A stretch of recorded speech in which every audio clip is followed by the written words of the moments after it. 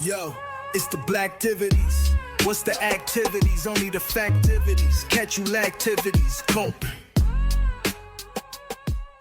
Minnetonka man accused of sexually assaulting teen girl on Rochester Trail. 27-year-old Ochan Omot Ochogi of Minnetonka is charged with one count of third-degree criminal sexual conduct. So that's a nice diplomatic way of saying raping a 15-year-old. Ochan Omot Ochogi is a Senegalese refugee. So I wouldn't exactly call him a Minnetonka man. He's a refugee from Sudan, and he's out here raping kids. A lot of these stories, they could either go in the Blacktivities or the Vibrant Migrants. There's definitely an overlap with these black foreigners.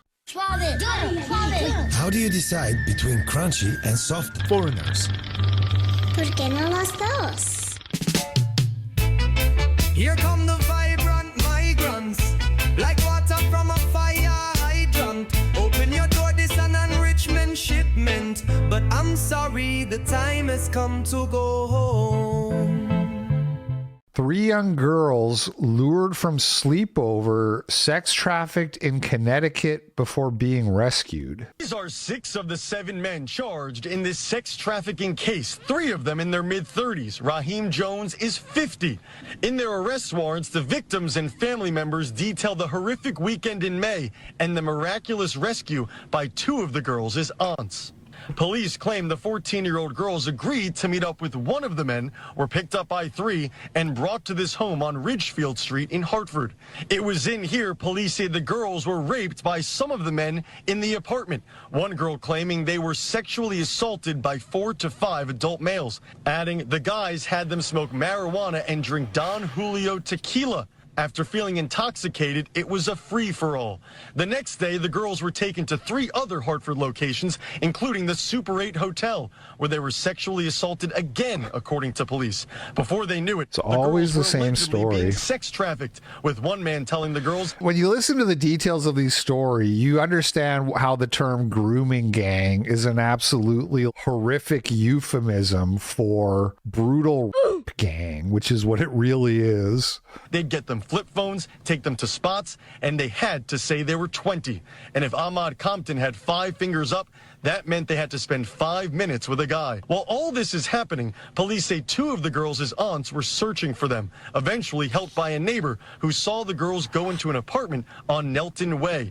The aunts, according to police, knocked on the apartment door and then forced their way in to rescue the girls after neighbors were adamant the teens were in there. Police were called, and after... Dude, show the aunt. Show the aunt's hand. I just want to do a skin tone check. Probably black, but I like to know. I still like to know. For investigating for months, the group was charged. All right, this one's a little older. This is from a month ago, but I didn't hear about it. Charlotte activists took advantage of the homeless to steal millions, feds say. Chopper 9 Sky Zoom captured investigators at 2 properties owned by Cedric Dean. Now, Dean has been well documented through the years. He is the founder of Save Sons Against Violence Everywhere. He's also a self-proclaimed homeless advocate. Dean says he has bought single-family homes to turn into group homes, and that he ran a program at this hotel where he says he tried to provide food, shelter, and treatment for people in need.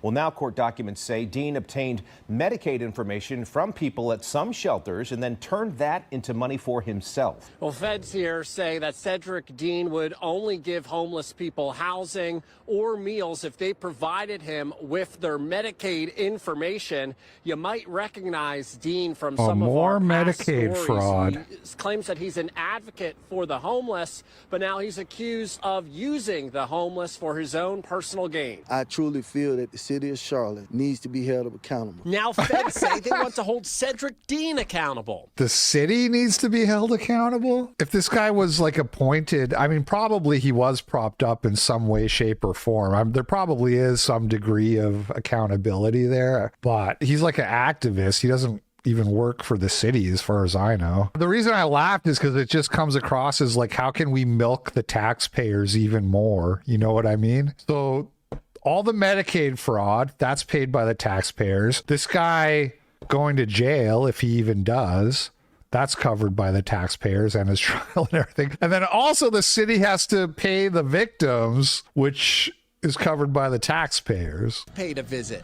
They want the government to seize it, saying he bought it with money tied to a health care and Medicaid fraud scheme. Feds say they spoke to 8 witnesses who either worked or lived in one of Cedric Dean's properties, and they told investigators that Dean and his workers would get Medicaid information from people living on the street or in homeless encampments. Feds say Dean used that information to submit claims for services that were not provided. In one case, they say he claimed... Remember how like Luigi killed that guy, right? And everybody said like, oh, they used AI to like do claims and deny claims. And it's like, what the fuck are they using at Medicaid? Because maybe it should be AI. It feels like there's a lot of Medicaid claims that should be getting denied and aren't, because this isn't the first time we've heard stories about this. This seems to be a recurring pattern. So whatever they're using, they should change it, because clearly there needs to be more insurance denials or whatever you call it, Medicaid. I guess it's not exactly the same thing. I got so much shit too for saying Luigi like shouldn't kill that guy, and for saying that the United States healthcare system isn't that bad. I got so much shit, and it's like, just if you compare it to other countries, it's just not that bad. I don't want to rehash the whole thing, but you know, and then Brandon Buckingham has a fundraiser, and I saw somebody tweet and be like, we're a first world country. Why do we need to cover people's like Medicare costs or whatever? And it's like his family can get by while he doesn't work. That's not healthcare exactly.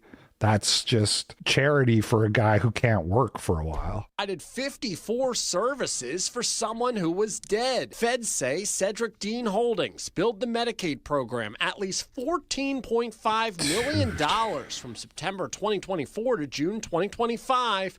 And that's like 8 months. This guy was making like $1 million a month. This graphic provided in court documents shows how some of the money was routed to accounts that were used to pay for cars and houses. Those houses included the Youngblood property, a house on McChesney Drive in the Highland Creek area, plus 2 homes in Shelby. Feds are now trying to seize them, along with 5 vehicles and all the cash in the bank accounts where the Medicaid money was stored. Yeah, the costs of diversity really are impossible. It's really completely impossible to measure. There's so many like factors to it. Anybody who tries to tell you they ran the numbers and they figured out that nons are good for the economy, it's like, it's a joke.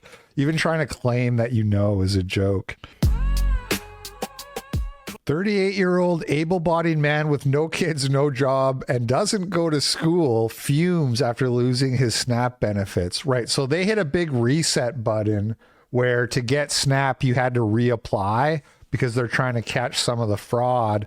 And now this guy's angry that he didn't get approved.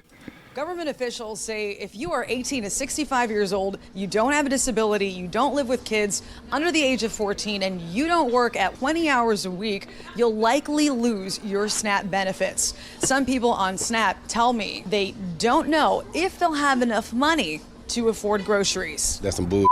Nelson Scott is on the verge of losing access to the Supplemental Nutrition Assistance Program, or SNAP. He is 38, not disabled, doesn't have any kids, doesn't go to school, and doesn't have a job.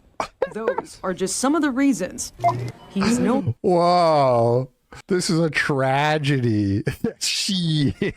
Can we get a comment? What's the mic going to say? Shit. Literally. And you know, like a guy like that, is up to no good. He's like selling drugs or doing God knows what. What do you think he's doing? Sitting around playing PlayStation all day? No. We'd be much better off if that was the case. How much did SNAP help you? It helped me a lot. I get $292 a month. The U.S. Department of Agriculture crackdown is led by President Trump, who signed the One Big Beautiful Bill. I mean, he looks like a crackhead, actually. He looks like he's probably smoking crack. And just hearing him talk. The government shutdown stalled the November 1st deadline for implementation. However, these changes are still coming up. Selling food stamps to smoke crack. Is the senior director of nutrition advocacy with the Tennessee Justice Center. Because of rules like this, we can see individuals that are going to be forced to skip meals. She points out senior citizens and children between the age of 15 and 18. If the idea is to make me feel sympathetic, you couldn't find somebody who looked less like a crackhead? It helped me a lot. I get $292 a month. The U.S. Dude looks like a straight up tweaker. We can see individuals that are going to be forced to skip meals. If he just adjusted his protocol. He just adjusted his protocol for lean maxing and energy, he'd be very productive. Points out senior citizens and children between the age of 15 and 18 will be most impacted. Rick Williams is a conservative political analyst. How would children between the age of 15 and 18 will be most impacted? How does that make sense when most of the people losing the benefits are going to be adults without kids? So surely they'll be the most impacted, but they're just using that terminology to try to pull on your sympathy strings. Also, oh, you're 15 years old and you're hungry. Guess it's time to get a job, nigga. Guess it's time for you to learn about job applications. I got my first real job when I was 14. At McDonald's. I was also working for the high school library part-time. I had 2 jobs when I was 14. And by real job, I mean not working for my parents or like mowing grass or anything like that. Paying fucking income tax, but not really. They still deducted it. And then you had to apply to get your refund. Oh, you're 15 and you're hungry? Guess it's time to go fill out a job application. 15 or 16-year-old can take care of themselves at home while you go work. There's no reason you can't be working. There are plenty of jobs out there. Scott tells me, as a convicted felon, getting a job isn't easy. I would get one if y'all give me one. Y'all be felony friendly and hire us. Well, I can't believe that guy's a convicted felon. What a shocker. North Carolina man accused of setting woman on fire for not getting him a beer. Well, in Jackson County, North Carolina, in the town of Silva, police say a man was arrested after setting a woman on fire. They say it happened Friday on Chipper Cove Road when they were called to a domestic dispute. Well, police say they learned Patrick Tyson and a woman had an argument. Police say the woman told him he would set her on fire if she did not get him a beer. They say Tyson understandable, honestly. Grabbed a bottle of alcohol and poured it on the floor and on the couch where the woman was sitting, and then lit it on fire. The woman's shirt was burned, but she didn't have any physical injuries. Tyson was arrested with felony assault with a deadly weapon, felony first-degree arson, along with other charges. I wouldn't say base, but, you know, understandable. We've all been there. We've all done that at some point. 3 teens arrested in connection with October murder in downtown Jacksonville. Tonight, 3 teenagers are now charged in a brutal attack that left a man dead in downtown Jacksonville. They are just 13, 16, and 19 years old. And we are naming the juvenile suspects because of the nature of their charges, and they will all be tried as adults. Our Cindy DeShawn has been digging through arrest reports tonight to uncover what happened in the hours leading up to this savage attack, Sydney. Yeah, Heather, and investigators say the man who was homeless was beaten not once, not twice, but 3 times, all within about an hour downtown.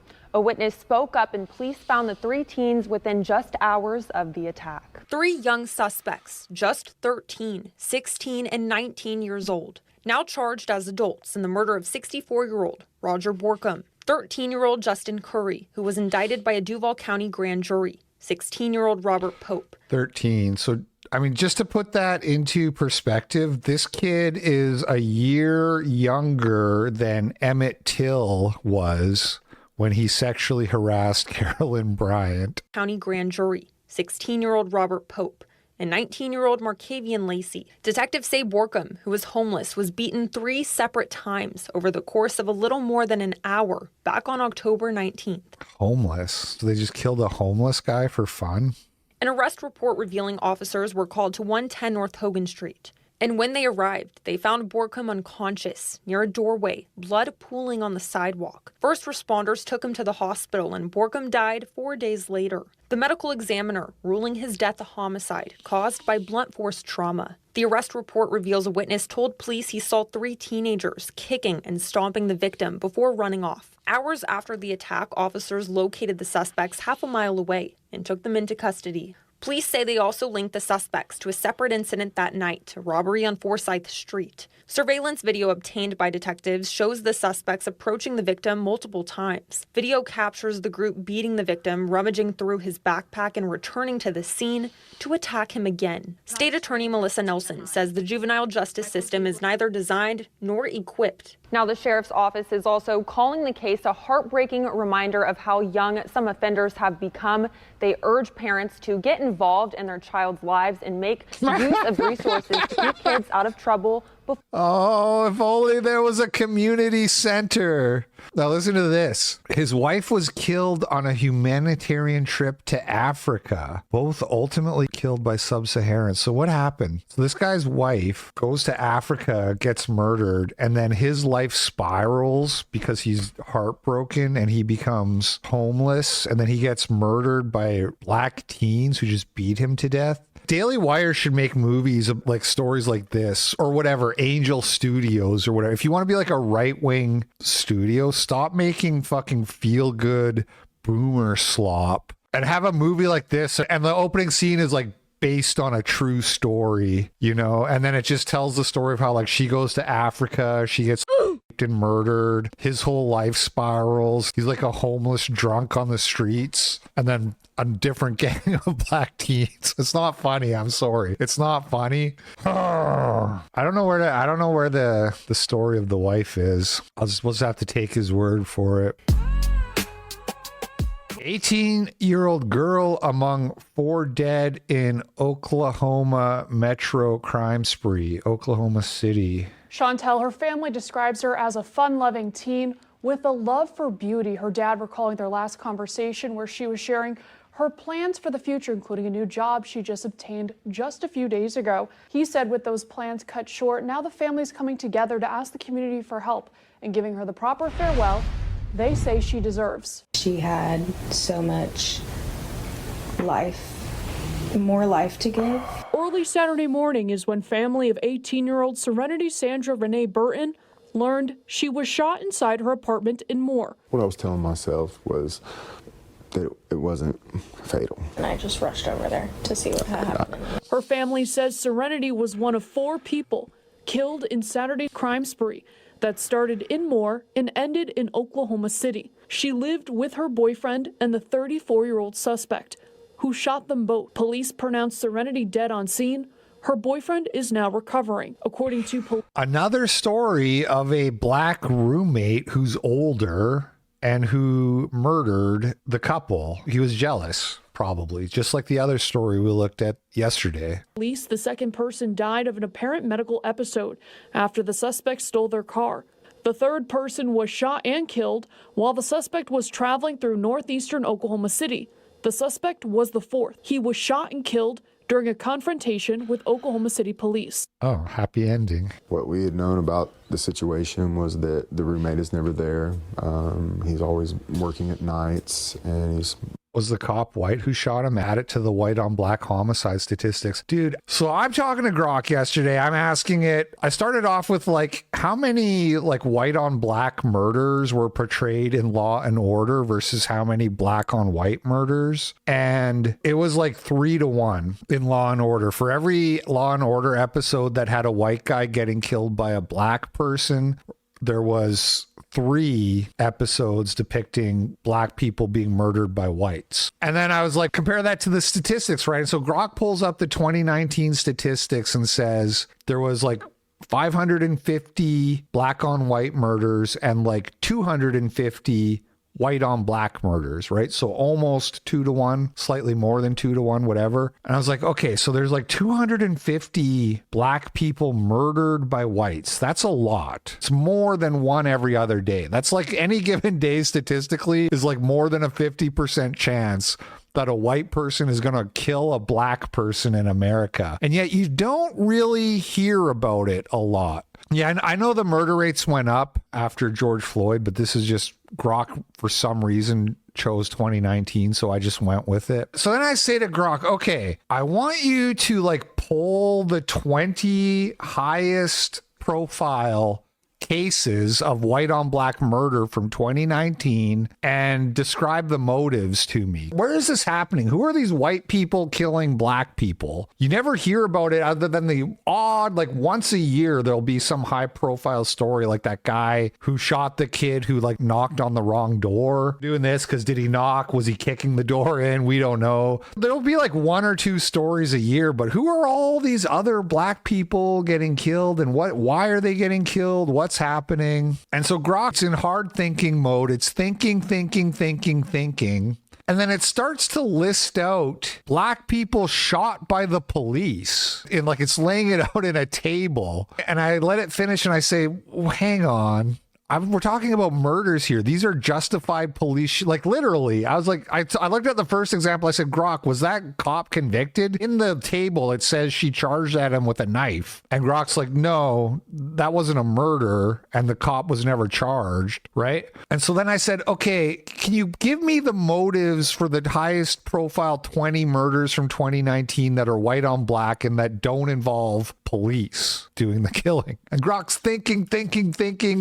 It came back with one case. It was like I could only find one. And I was like, okay, Grok, are police homicides included in that FBI statistic? And Grok said, no, those are justified homicides. That's a different statistic. Grok says these are murders. And I say, well, hang on though. They're murders, but they're not all solved, right? They don't all end in convictions, right? And Grok's like, yeah, they're homicides. And then I'm like, okay, but why can't you find the details? There's 244 of them. And Grok is like, who knows? They're just local stories. They're not really covered in the news. Something weird is going on in those stats, man. We already know a lot of the people called white aren't actually white. That just doesn't make any sense. So you're telling me there was 244 black people killed by white and you can only find one? The smartest AI in the world? Something weird's going on there. But Grok assures me they're not padding it with police shootings. Anyway, I just had to get that off my chest. Suspected teens caught on camera lighting a car on fire before fleeing the scene. What the fuck?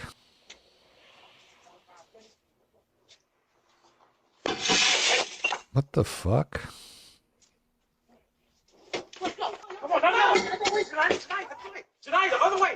Janaya. Wow, these are some smart criminals. They don't even use code names. Janaya. Other way.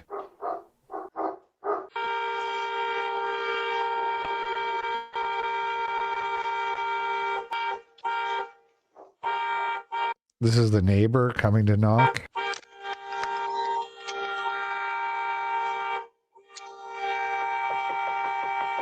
It's loud. These kids are in serious trouble. Oh, you sweet summer child. You think anything's gonna happen to these kids? They'll get sent to space camp. Arrest made in 1026 Pittsfield murder. Jaquan Spratling, 18, committed the execution-style murder of Brody Slonsky, 17, during an armed robbery. Sergio Ponce, 17, mugshot classified, was also arrested. I just want to know why. Why him? Why? A grieving mother desperately searching for answers after her 17-year-old son was shot and killed in Pittsfield. From the time he could walk, Brody Slonsky always wanted to play sports. Biddy ball, soccer, indoor soccer. Amy Slonsky says her son was quiet. He kept to himself, but he was also very witty and could talk to anyone. The Taconic High School senior was a skilled golfer and bowler. He was recognized by the mayor of Pittsfield. He also worked full-time at Subway. I wish I could have some clarity. I don't know if that will even help. The 17-year-old was shot and killed October 26th around 6:15 in the evening. The Berkshire District Attorney's Office says Brody was shot while inside a car on Franco Terrace in Pittsfield. The car then crashed into a tree at the end of that road. Brody's name is etched into the wood now. Friends and loved ones have left mementos to honor him: flowers, candles, and welding gloves. Brody was studying metal fabrication. Amy drove right by that crash scene that day, not knowing it was her son in that car. I went to go get some food and I passed that big act. I didn't know what it was. And it was my son. Several hours later, Pittsfield police officers were at her door saying Brody had died. What? I said, what? Amy believes her son was targeted by someone. She says Brody was captured on a Ring camera, leaving a home on that road. She desperately wants to know, why did someone kill her son, her only child? Brody had a mom and a father. And he was loved. Cool. East African immigrant arrested for double murder at Halloween party in West Valley City, Utah. Police say Giannis A. Mukhtar, 19, mugshot classified as part of a gang that murdered Javon Welcher, 19, and an unnamed 17-year-old female. West Valley City is less than 3% black. In 2021, Utah Republicans banned mugshots statewide to pander to the extreme Black Lives Matter movement and intentionally obfuscate the wildly disproportionate amount of violent crime committed by blacks in Utah. Pathetic. On October 31st, West Valley City Police responded to a call of multiple shots being fired. Well, last night about probably 11:30, 12 o'clock, we was watching the TV, the cops show, and all of a sudden, bang, bang, bang, bang, bang. Bob and his wife Marie were spending Halloween inside of their home. It wasn't a nice, normal, calm night, that's for sure. All of a sudden, I see this black car speed up the street about 45, 50 miles an hour. Then here comes the cop. I mean, they was just all over the place. West Valley City Police said dozens of adults and teenagers were at a Halloween party at 2584 West Westshire Circle, where a fight broke out between people inside of the house, then led into a street nearby. I have no idea where they came from, but here's where they ended. They say multiple parties began shooting at one another, then some of them took off. There was so many kids running around. They was getting in that black car, then this white car right here. There was two kids underneath that bush right there. Then they all started running down to the circle. Police say minutes later they heard from Murray police about a car crash near 5300 South and State Street in their area. That's where they found a 17-year-old male struck by gunfire and dead inside of a car. A 15-year-old female who arrived at the hospital was also shot and is in critical condition. I spoke with the hosts of the party, two brothers. They told me about 30 to 40 people were over and that they had planned to have a chill party. Bob tells me he could hardly believe the chaos. Shocked. Shocked. It just doesn't happen right here. West Valley. I'm sure the 17-year-old white girl was shooting guns at these guys. Depraved sicko admits he murdered estranged wife, buried her body, then dug it up to the corpse. Can we get a toll paid sticker in the cozy chat? What do you call that? Stop, pay toll. New details in the case of that missing Simi Valley mom. The Ventura County DA is now formally charging her ex-husband with murder and filing an enhancement that he allegedly used a knife to take her life. Christina Gonzalez, she's live in Ventura with the very latest for us tonight. Christina. Yeah, that is one of two enhancements in the case against 25-year-old Sarbab Ali. Sarbab Ali, he is charged in the murder of his ex-wife. Let's go to the video. 25-year-old Rachel Castillo. She is also the mother of their two young children. She had disappeared, you may remember, from her Simi Valley apartment last week, an apartment that was left covered in blood.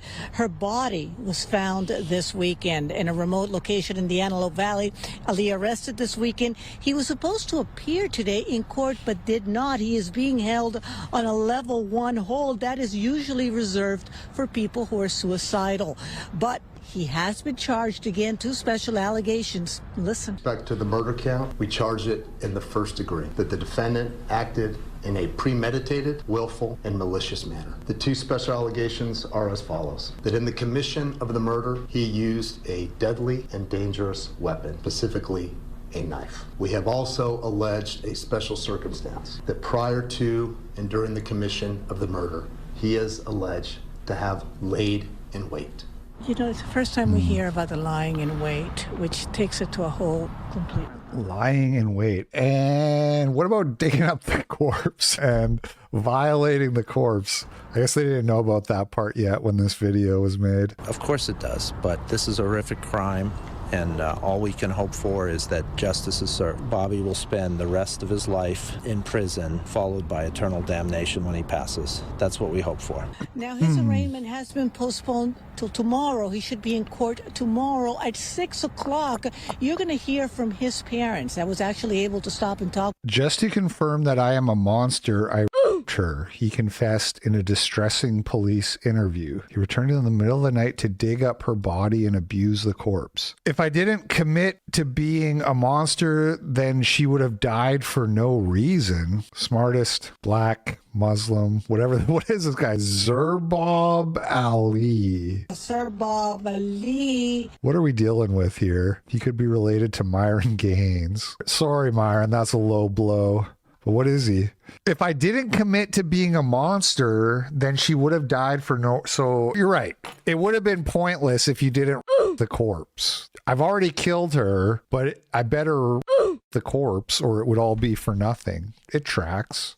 This is the only way I could escape. I wanted her dead. I was angry that she just wouldn't let me move on. Castillo had almost finalized the divorce when she was knifed to death. Charlotte, North Carolina after-school program suspends its operations after it was exposed for shielding illegal aliens from federal agents. We need more assistance down those, at those entrances. Hi, Donald. This is Lily from Our Bridge. I'm just calling because we had reports that ICE is probably on campus. We were wanting to see if we could make rounds. Inside, please. This after-school program in East Charlotte has been a safe space for immigrant children. Yes, in the front entrance. But today there are reports that Customs and Border Patrol agents are approaching. And I'd like people down at this entrance as well to just watch that door. Staff rush to lock down the building. They do not have the right to be on this. This is private property. They say this is the second day in a row that immigration enforcement has showed up.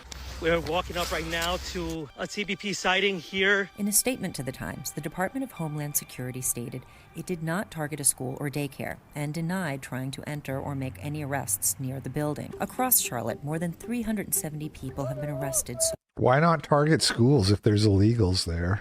They should do that. So far, sending large parts of the immigrant community here into hiding. A lot of families, even regardless of legal status, they're afraid and they're staying home. People aren't going to work, businesses are closing, and kids aren't going to school. According to city officials, about 20% of the city's student population was missing from school on Monday. That's so insane.